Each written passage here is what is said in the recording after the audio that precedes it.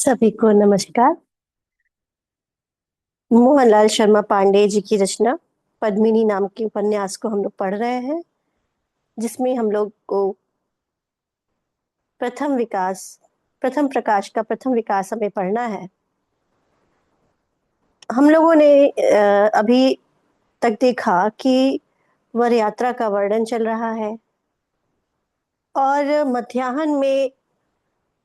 थोड़ी देर विश्राम करने के लिए जब राजा रत्न सिंह ने पालकी से पर्दे को हटाया तो सहसा अचानक से हवा चली, जिसने कि अवगुंठन जो था, घूंघट था पद्मावती का, उसे हटा दिया। और फिर उसके बाद राजा ने उनकी प्रशंसा की। और फिर जब पद्मिनी ने घूंघट डालना चाहा वापस, तो उन्हें मना कर दिया, कहा कि देखिए बाहर का वातावरण कितना सुंदर है और इसे देखिए और इसका आनंद लीजिए। तो आसपास जो भी वातावरण में चीजें थी, प्रकृति की जो भी सुंदरता थी, उसे दिखाना आरंभ किया। पद्मिनी ने देखना आरंभ किया। तो क्या क्या देखा, इस क्रम में हम चल रहे थे और आ गए थे पृष्ठ संख्या 3 के पैराग्राफ संख्या 2 पर, यानी कि अग्रतो ह्रस्व शाखा। यहाँ तक हम पहुंच चुके हैं। तो कह रहे अग्रतो ह्रस्व शाखा शिफा गुलमयेषु स्थलेषु औरभ्रकम् आजकञ्चारयितुरङ्गतुङ्गनामाभिर्बालानां मधुरगीतानि श्रावं श्रावं तन्नृत्यानि च दर्शं दर्शं स्वीयशैशवं स्मारं स्मारं पद्मिनी परमानंदम अविंदत। अग्रतो यानी आगे, ह्रस्व शाखा छोटी शाखा के, अग्रभाग गुलमयेशु यानी कि शाखा मूल की, गुलमयेशु यानी झाड़ियों से युक्त, स्थलेशु स्थलों में, औरभ अर्थात भेड़ों का जो समूह था। तो औरभ्रक माजक संचारित, तो औरभ्रक अर्थात भेड़ों का समूह और बकरों का समूह, चारयितु अर्थात चराने के लिए उद्यत, अभीर बाला नाम अभीर बालकों के, मधुर गीतों का, मधुर गीतानि मधुर गीतों का, श्रावम श्रावण पुनः पुनः श्रवण करते हुए, और तन नित्यानि च उनके नृत्यों का दर्शन कर करके, स्वीयम शैशवम अपनी शैशवावस्था को, स्मारम स्मारम बारंबार स्मरण करते हुए, पद्मिनी ने परमानंदम अन्वित अर्थात परमानंद को प्राप्त किया। पर मतलब पद्मावती को अपने बाल्यावस्था का स्मरण हो आया, जब वह जो है उन अभीर बालकों को जो है बार बार मधुर गीत गाते हुए सुन रही थी, नृत्य करते हुए देख रही थी, तो उसे अपने शैशवावस्था का स्मरण हो गया। आगे, आरादेव सत्यवादिनाम अप्यनुत वार्ता नाम। आरादेव यानी कि पास में ही, आरात यानी कि पास में, मतलब ही, निकट ही, समीप में ही, सत्यवादिनम अपि सत्यवादी कर्षकाणाम किसानों, तो समीप में ही सत्यवादी होते हुए भी किसानों के खेतों में, केदारेशु केदारशु अर्थात खेतों में, निरंतर लांगल कर्षण, लांगल अर्थात हल, कर्षण यानी जोतने, बीज वपन यानी बोने, और सेचन आदि कर्मणि, सेचन आदि यानी सिंचाई आदि कार्यों को, निरीक्ष यानी कि देख करके, परोपकाराय परोपकार के लिए, तेषाम एवं उनके जीवन को, उनके ही वर्तन, वर्तन अर्थात वृत्ति को, जीवन निर्वाह के साधन को अत्यंतम श्रेयस्करम अमन्यत, अत्यंत श्रेष्ठ पद्मिनी ने माना।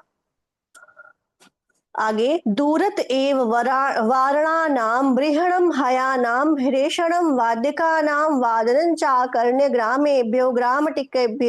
ग्रामटिकाभ्यो निष्क्रम्य गृहिण्यः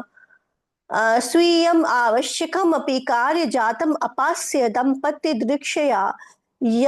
यात्रायनम् उभयतः श्रेणीबद्धा तिष्ठन्तः प्रतीक्षापरायणाः संवृत्ताः। दूरत एव, दूर से ही वारणानाम अर्थात हाथियों के बृहणम, बृहणम अर्थात चिंगाड़, हाथी चिंगाड़ रहे थे, उनकी आवाज को सुन करके हयानाम रेशणम, घोड़ों की, हयानाम अर्थात अश्वों की, घोड़ों की, रेशणम अर्थात हिनहिनाहट को सुन करके, और वाद्यका नाम, वाद्यकों की अर्थात जो बाजा बजा रहे थे उनके वादन को सुन करके ग्रामेभ्यो, ग्रामटिकेभ्यो, गांवों और ग्रामटिका यानी छोटी छोटी बस्तियों, गांवों और बस्तियों से गृहिणियां निष्क्रम्य, गृहिणियां निष्क्रम्य निकल करके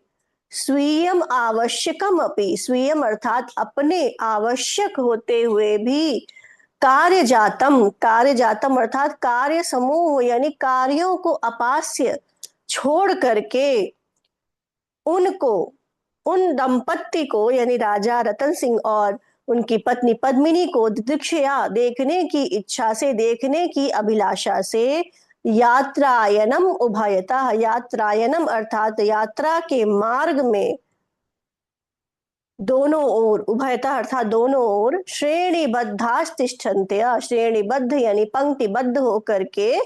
खड़ी हो गई और प्रतीक्षा परायणा संवृत्ता, प्रतीक्षा करने लगी। अर्धहोरानंतरम, अर्ध अर्थात आधे, होरा मतलब घंटे के बाद, अनंतरम यानी बाद, पार्श्वम आयाते कर्णी रथे, कर्णी रथे अर्थात डोली के, पालकी के पार्श्वम आयाते समीप आ जाने पर पद्मिनी रूप लावण्यम आलोक्य, पद्मिनी के रूप लावण्य को आलोक्य यानी देख करके आश्चर्यचकिता, आश्चर्यचकित हुई ताह वे स्त्रियां जो कि उन्हें देखने के लिए आई थी, ताह अर्थात वे स्त्रियां सरसिज योने, सरसिज योने अर्थात सरसिज यानी कमल से जन्म लेने वाले, यानी कि कौन, ब्रह्मा। तो सरसिज योने अर्थात ब्रह्मा की सौंदर्य निर्माण कलाम, सौंदर्य निर्माण कला को पक्षपात पूर्णामेव व्याहृतवत्यः, पक्षपात पूर्ण ही है ऐसा कहने लगी। मतलब इतनी सुंदर थी पद्मिनी कि उनको देख करके उन्होंने कहा कि जो है निश्चित रूप से ब्रह्मा क्या करते हैं, सौंदर्य निर्माण कला में पक्षपात करते हैं। तत्र काश्चित् सद्यः संजातोद्वाहाः सुंदर्यः स्वीय लावण्यम तत् लावण्य कल्पमिव परिकल्प्य सृष्टारं बहुमान पुरस्सरं शंसितवत्यः। तत्र उनमें से काशित किसी, सद्य संजोद्वाहा, सद्य उद्वाहा यानी विवाह संजात, नया नया विवाह हुआ था यानी कि नववधू, नवपरिणीता, उनमें से कुछ नवपरिणीता सुंदरियां स्वीय लावण्यम अपने लावण्य, अपने सौंदर्य को तल लावण्य कल्पमिव उसके लावण्य के, उसके सौंदर्य के समान मान करके मान करके ब्रह्मा